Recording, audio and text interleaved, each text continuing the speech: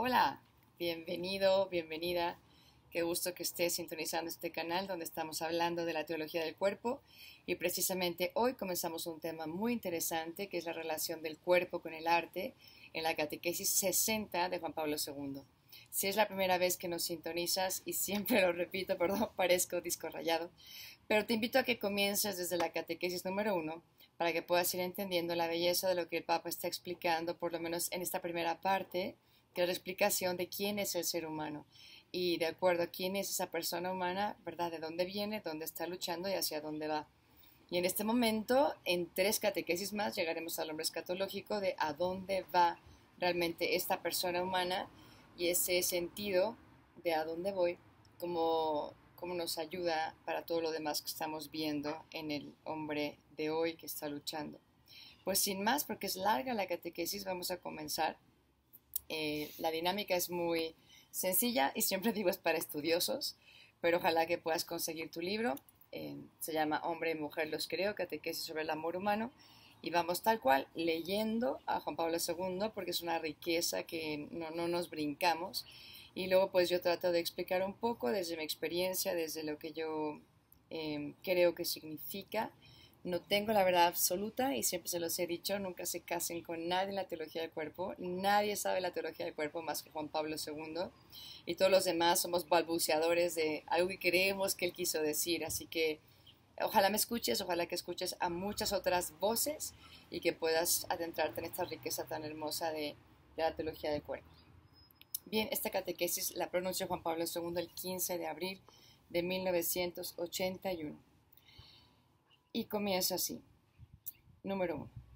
En nuestras anteriores reflexiones, tanto en el ámbito de aquellas palabras con las que Cristo hace referencia al principio, es decir, el hombre histórico, como en el ámbito del Sermón de la Montaña, cuando se remite al corazón humano, seguimos en la historia, hemos procurado mostrar de un modo sistemático cómo la dimensión de la subjetividad personal del hombre, tu experiencia, es un elemento indispensable en la hermenéutica teológica, en la manera de interpretar la teología, que debemos descubrir y presuponer en la base del problema del cuerpo humano.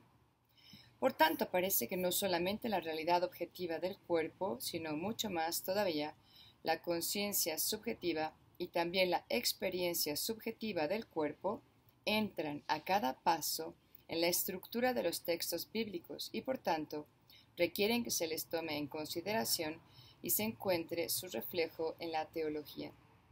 En realidad, vamos a entrar, el Papa dice, a un tema que hace sentido cuando uno empieza a entender que en la Iglesia Católica, por mucho tiempo, yo diría fuertemente, el Concilio de Trento y más adelante, afirmaron la importancia de conocer objetivamente las cosas, de conocer la verdad y que es importante. Y aquí Juan Pablo II nos está diciendo, partamos de esa objetividad que es importante, pero profundicemos.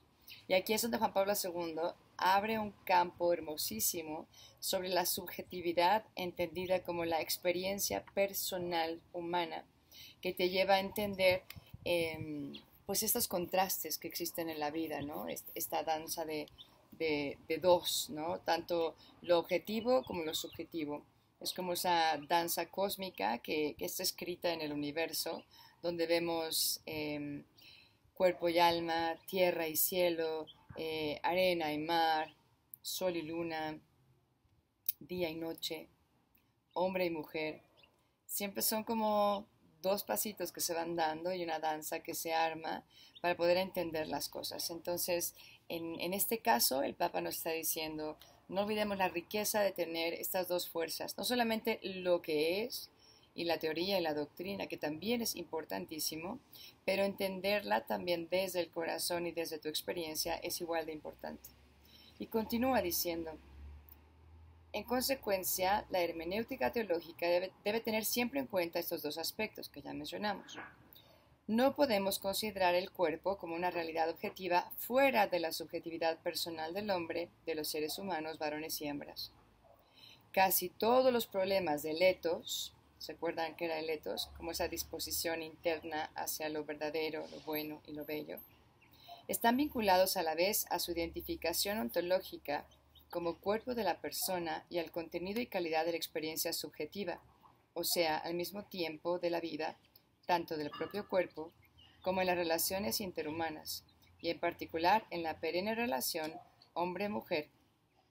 Está viendo lo importante que es ser conscientes de quiénes somos, conscientes de poder estar vivos y saber que lo estamos, ¿no? Está hablando de toda esta experiencia subjetiva de alguna manera autorreferencial de la que hablábamos en el hombre originario, ¿se acuerdan? Entonces está sacando a relucir lo propio y más hermoso del ser humano, que es que puede darse cuenta de que está pensando, o puede darse cuenta de que está siendo consciente de verdades más grandes y hermosas dentro de sí mismo, algo que es único en la persona humana. Y cierra este primer párrafo ya diciendo, también las palabras de la primera carta a los tesalonicenses, en la que el autor exhorta a mantener el propio cuerpo en santidad y respeto, o sea, todo el problema de la pureza de corazón, indican sin duda estas dos dimensiones, ¿no? La objetiva y la subjetiva. Dos. Estas dos se refieren directamente a los hombres concretos, vivos, y a sus actitudes y comportamientos. Y ya aquí va a comenzar el Papa introduciendo el tema del arte.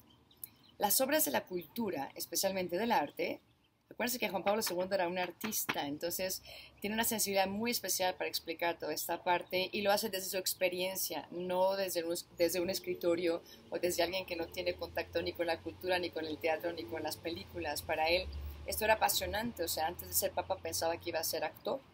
Así que estamos escuchando a un experto en el tema, pero que también es experto en la teología del cuerpo y va a unir estas dos realidades de una manera sorprendente. Continúa diciendo, las obras de la cultura, especialmente del arte, hacen sin embargo que las dimensiones del ser cuerpo y del experimentar el cuerpo se extiendan en cierto sentido más allá de estos hombres vivos. El hombre se encuentra con la realidad del cuerpo y experimenta el cuerpo también cuando éste se convierte en un tema de la actividad creativa, en una obra de arte, en un contenido de la cultura. Aunque en principio hay que reconocer que este contacto sucede al nivel de la experiencia estética, ¿no? Algo que experimentamos acerca de la belleza, en la que se trata de contemplar la obra de arte, en griego aistanomai, miro, observo, se trata por tanto en este caso concreto del cuerpo objetivizado, fuera de su identidad ontológica y considerado de modo diverso, según los criterios propios de la actividad artística, ¿no? Aquí el Papa está diciendo cuando contemplamos un cuerpo en diferentes modalidades, ¿no? Sea en una estatua como la estatua de Venus, sea que sea en una fotografía o en una película inclusive, dice cómo a la hora de representar un cuerpo no lo podemos divorciar completamente de lo que significa como persona humana. No es como contemplar esta piedra y yo me quedo en la piedra y no hay más, porque sabemos ya por todo lo que hemos estudiado que la persona es un cuerpo, pero un cuerpo animado, donde hay un espíritu que le da vida a esa persona y a través del cuerpo esa alma puede expresarse. Entonces, como que está evidenciando, ¿no? No puedes ver un cuerpo sin pensar en la realidad esencial y ontológica del ser humano. Y continúa diciendo.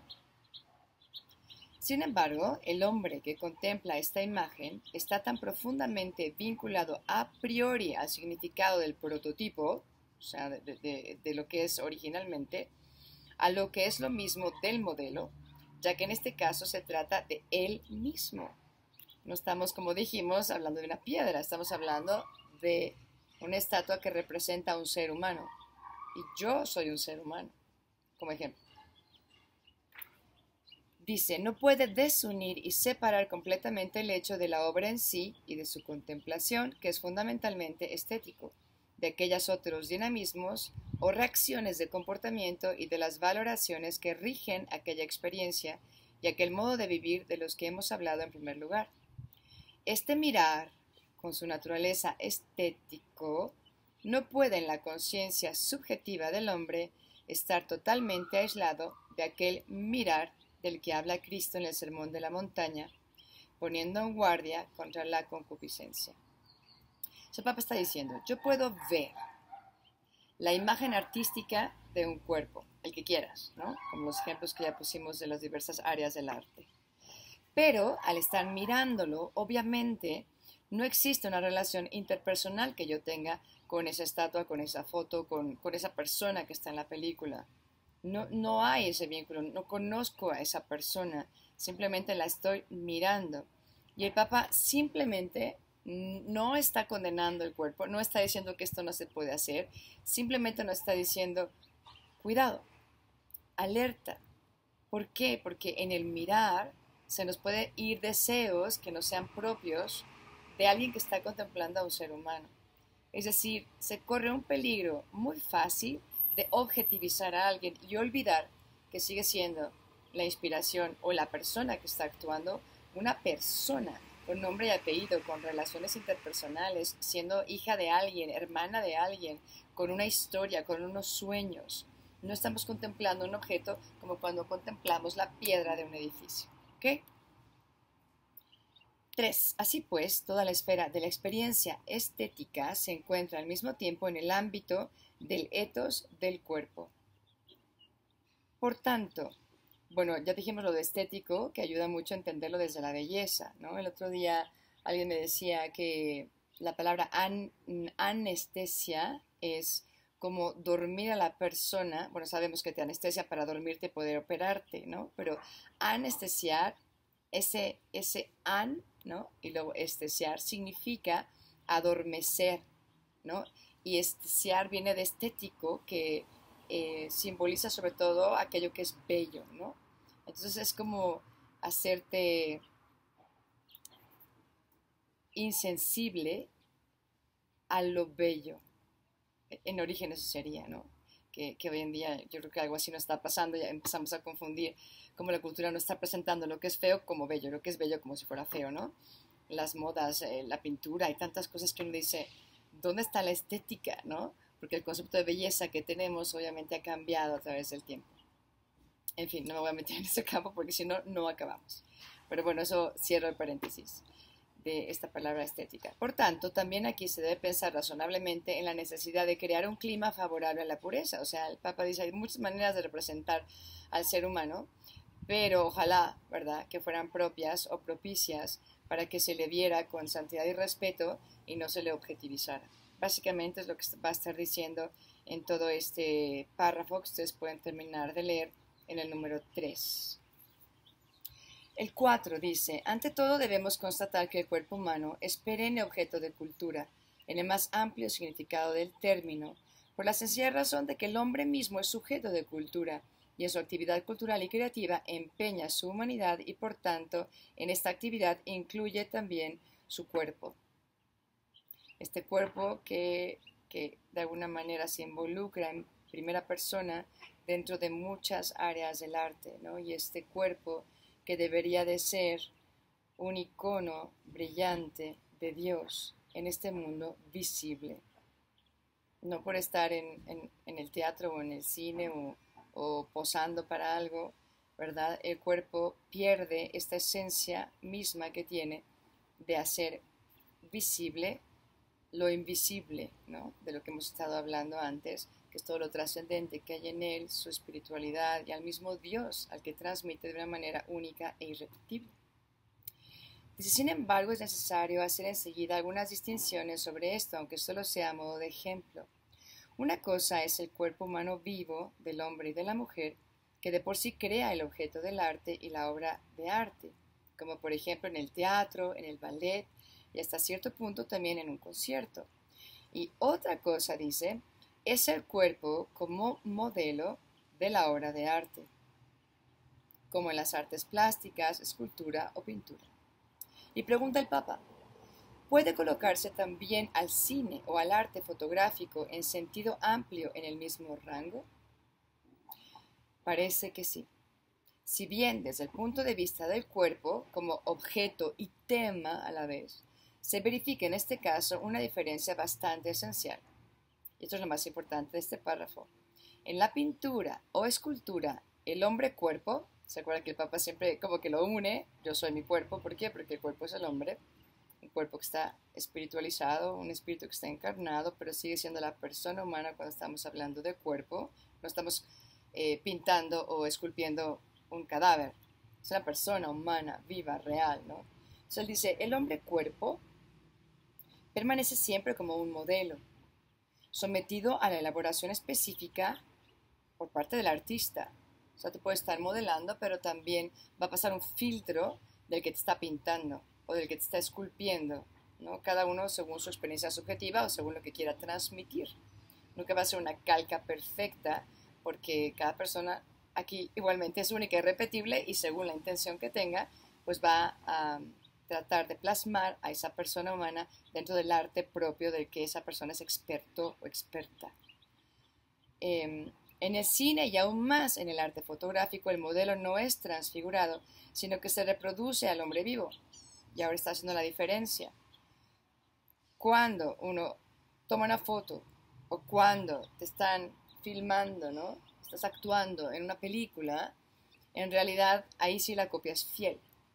Yo creo que Juan Pablo II todavía no conocía el Photoshop, porque ahora que lo pienso, o sea, fotografía realmente esperamos que sea fiel el original, pero en realidad no es verdad. Hay muchas fotos que están manipuladas y por estos programas de repente te presentan a alguien que tú dices, ¿será que ese tipo de persona realmente existe? ¿Será de verdad que esa belleza es a la que uno debe de aspirar? ¿O será que la manipularon de tal manera que te presentan modelos que ya muchas veces son inalcanzables, ¿no? Y creo que las mujeres pueden entender esto un poquito más que los hombres. Pero bueno, volvamos al Papa en sus tiempos y cuando escribió esto donde no había Photoshop, ¿no? Dice, el modelo no es transfigurado, sino que se reproduce al hombre vivo y en tal caso el hombre, el cuerpo humano, no es modelo para la obra de arte, sino es un objeto de reproducción obtenida mediante las técnicas apropiadas. Esto se pone interesante. 5. Es necesario señalar ya desde ahora que la citada distinción es importante desde el punto de vista del etos del cuerpo en las obras de cultura. Y debe añadirse también enseguida que la reproducción artística, cuando se vuelve contenido de la representación y de la transmisión, sea televisiva o cinematográfica, pierde en cierto sentido su contacto fundamental con el hombre cuerpo del que es reproducción y muy a menudo se convierte en un objeto anónimo.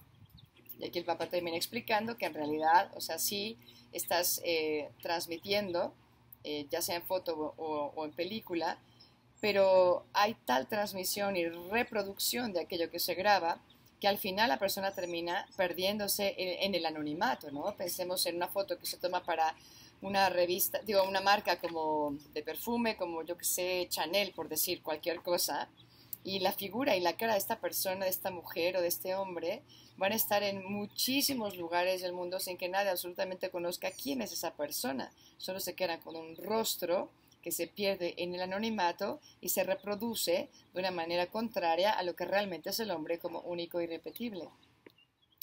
Dice antes objetivizado con la ayuda de las técnicas de reproducción, como se ha recordado arriba, parece diferenciarse esencialmente de la transfiguración del modelo típico de la obra de arte, sobre todo en las artes plásticas. Ahora bien, tal anonimato, que por otra parte es un modo de ocultar o de esconder la identidad de la persona reproducida, constituye también un problema específico desde el punto de vista de etos del cuerpo humano en las obras de cultura y particularmente en las obras contemporáneas de la llamada cultura de masas. Simplemente Juan Pablo II está diciendo, vemos tantos cuerpos, a derecha, a izquierda, sobre todo en esta época donde somos bombardeados por tantos medios de comunicación, todo el tiempo, pero no conocemos interiormente a esas personas. Entonces se corre el riesgo, ¿verdad?, de también que se pierda la belleza de esa persona humana en la tragedia del anonimato, que es propio de esas reproducciones, pero que el Papa dice, pues conlleva realmente algo en lo que podemos pensar, ¿no? Y que puede dar pie después a que se trate a la persona humana como cualquier objeto que se compra, que se vende, como está ocurriendo trágicamente en estos días a través de la pornografía. En fin, concluye. Limitémonos por ahora a estas consideraciones preliminares que tienen un significado fundamental para el etos del cuerpo humano en las obras de la cultura artística, aun sabiendo que posteriormente nos harán ser conscientes de lo muy estrechamente ligadas que están a las palabras de Cristo que Cristo ha pronunciado en el Sermón de la Montaña, al comparar el mirar para desear con el adulterio cometido en el corazón. La extensión del alcance de estas palabras del ámbito de la cultura artística es de particular importancia, por cuanto se trata de crear un clima favorable a la castidad, clima del que habla Pablo VI en su encíclica Humane Vitae. Procuraremos comprender este tema profundizando en él con amplitud y buscando lo esencial. Es decir, papá dice, no he terminado, tenemos todavía otras 2 catequesis donde voy a explicar a fondo este tema. Concluyendo, el Papa está reflexionando con nosotros en la necesidad que tenemos imperiosa de propiciar ambientes que ayuden a que este cuerpo se vea dentro de lo propio que provoca una persona humana, ¿no? Lo propio del asombro, del respeto, de la reverencia, y no que sea algo multiseriado donde se pierde como sujeto digno de amor en el anonimato de la compra y venta que hace dinero, ¿no? Y repito, el Papa no está condenando estas imágenes necesariamente o condenando el arte, sino que nos está llevando, y lo veremos en las siguientes 2 catequesis, a volver a entrar dentro de lo que es la importancia de la mirada, del cómo miramos estas imágenes, del cómo se mira el arte, y ya lo veremos, de la intención que tiene el artista y la intención que tiene el que mira esa obra de arte. Así que no te la pierdas, nos quedan 2 más sobre este tema que va a estar realmente apasionante. Dios te bendiga, que tengas una linda semana. Y pues la tarea, bueno, te dejo de tarea que analices cómo miras tú las obras de arte, qué provocan en ti, porque algunas provocan algo y otras provocan otra cosa, para que con eso en mente, ya horneado un poquito en tu corazón, puedas disfrutar la siguiente catequesis. Que Dios te bendiga. Bye bye.